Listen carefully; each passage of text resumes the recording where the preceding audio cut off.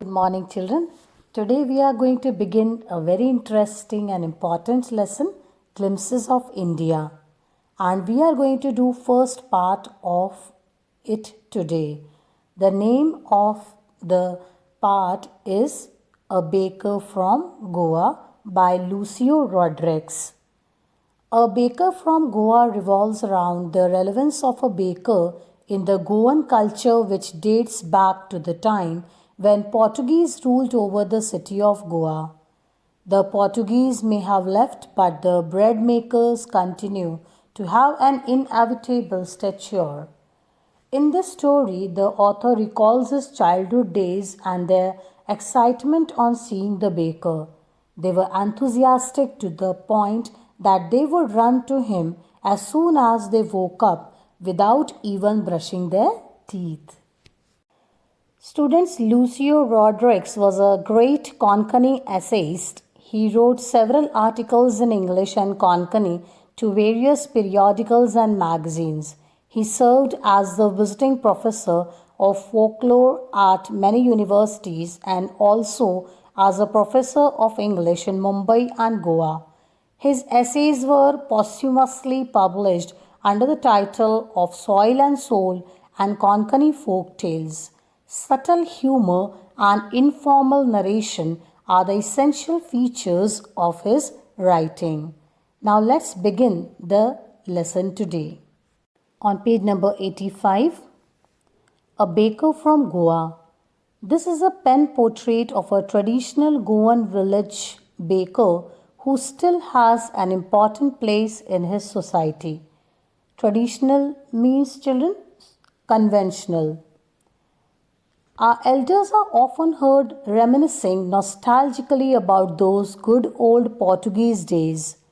The Portuguese and their famous loaves of bread, those eaters of loaves, might have vanished, but the makers are still there. We still have amongst us the mixers, the molders, and those who bake the loaves. Those age old, time tested furnaces still exist. The fire in the furnaces has not yet been extinguished. The story takes us back to the time when Portuguese ruled Goa. They were immensely famous for their breads. The narrator often finds his elders thinking about those good old days and telling them that the famous breads date back to the time when Portuguese ruled over Goa. They ponder over the past and tell them that though the Portuguese have left Goa, but the bakers of bread still exist. The fire in the furnaces has not yet been extinguished. So, according to the writer, if not the original ones, at least their legacy is being continued by their sons, and so he says that the fire in the furnaces is not yet been extinguished or disappeared. The thud and the jingle of the traditional baker's bamboo heralding his arrival in the morning can still be heard in some places. Maybe the father is not alive, but the son still carries on family profession. These bakers are even today known as padder in Goa. Children, padder is a word for baker in Portuguese language. So further, the writer says that the bakers are still being referred to as padders. Everything about baking is still the same, ranging from those who mold the bread loaves to the furnaces which have survived the ravages of time, the sound of their arrival and the thud of their bamboo stick can still be heard just like the old times. During our childhood in Goa, the baker used to be our friend, companion, and guide. He used to come at least twice a day.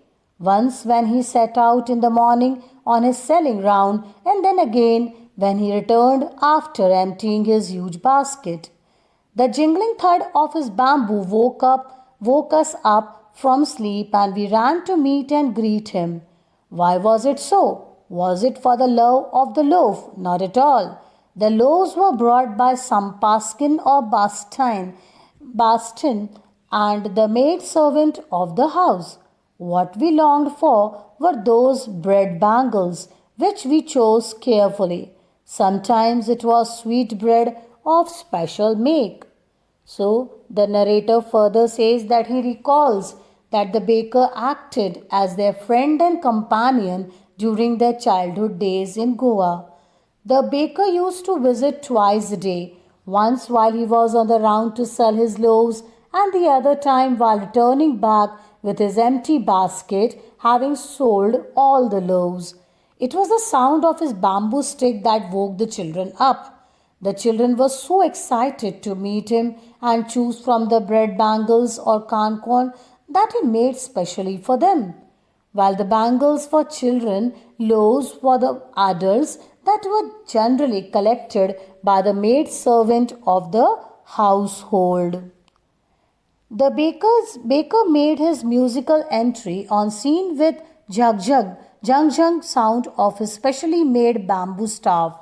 One hand supported the basket on his head and the other banged the bamboo on the ground. He would greet the lady of the house with good morning and then place his basket on the vertical bamboo. We kids would pushed aside with a mild rebuke and the loaves would be delivered to the servant.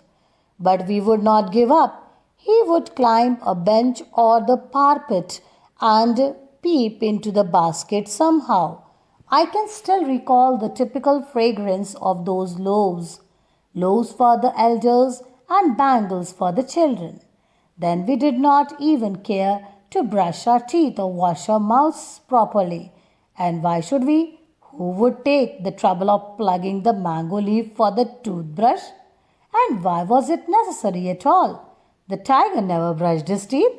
Hot tea could wash and clean up everything so nicely after all. So, children, the narrator says the baker often made a musical entry with his bamboo stick, making jung sound. And his one hand supported the basket on his head while the other banged the bamboo on the ground. He would go house to house and greet the ladies before handing them over the loaves. The parents would scold the children and make them stand aside. But as eager as they would climb a bench or the wall to peep into the basket. They did not even bother to brush their teeth before having those bread bangles because it seemed unnecessary effort for them to pluck mango leaves from the branches to use them for brushing the teeth. They considered brushing unnecessary because the hot tea could effortlessly wash their mouth, and they thought that animals like the tiger never brushed their teeth. So here, children, bangles for the children refers to the bread in the shape of a bangle called kankan. Marriage gifts are meaningless without the sweet bread known as bowl. Just as a party or a feast loses its charm without bread. Not enough can be said to show how important a baker can be for a village. The lady of the house must prepare sandwiches on the occasion of her daughter's engagement. Cakes and balhinhas are a must for Christmas as well as other festivals. Thus, the presence of the baker's furnace in the village is absolutely essential. So, the writer further says that bread is an important part of the Goan culture and it is evident from its presence at very important occasion. From the sweet breads at marriages to sandwiches at engagement parties and cakes and coconut cookies at Christmas as well as other occasions makes the presence of a baker in a village or in every village very essential. So children, here balhinhas are another name for coconut cookies. The baker or bread seller of those days had a peculiar dress known as kabai. It was single piece long frock reaching down to the knees. In our childhood, we saw bakers wearing a shirt and trousers which were shorter than full length ones and longer than half pants.